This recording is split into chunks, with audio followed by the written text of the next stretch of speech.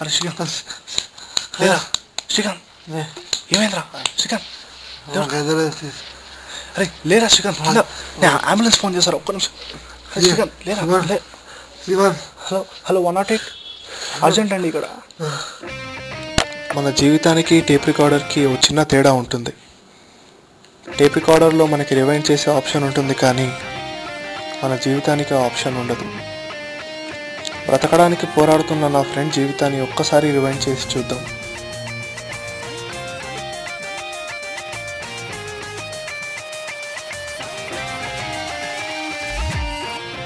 Smoke చేస్తే కింగ్లా feel అవ్వచ్చని smoking start చేశాడు నా ఫ్రెండ్.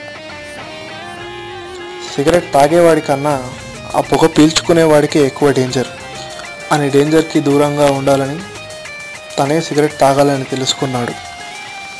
మేఘాలు ఫామ్ చేద్దామని మొదటి సిగరెట్, రైల్ ఇంజన్లా పొగలొదలొచ్చని రెండో సిగరెట్, మైకంలో మునగొచ్చని మూడో సిగరెట్, నలుగురికి చూయించుకుందామని నాలుగో సిగరెట్, ఆఖరికి తన ఏమవుతాడో తెలియక ఆఖరి సిగరెట్.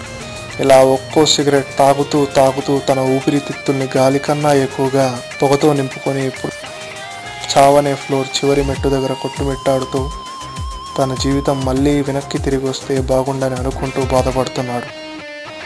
కానీ మన జీవితం పాటలు వినే టేప్ రికార్డర్ కాదు. ఎక్కడి నుంచి మొదలు పెట్టామో మళ్ళీ అక్కడికే రావడానికి. జీవితం కూడా ఓ సిగరెట్ లాంటిదే.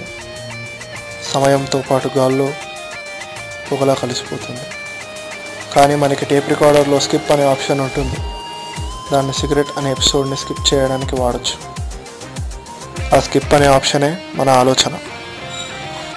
చావుకి దగ్గరయ్యే క్షణంలో కన్నా మొదటి సిగరెట్ ముట్టుకునే ముందు ఆలోచించండి.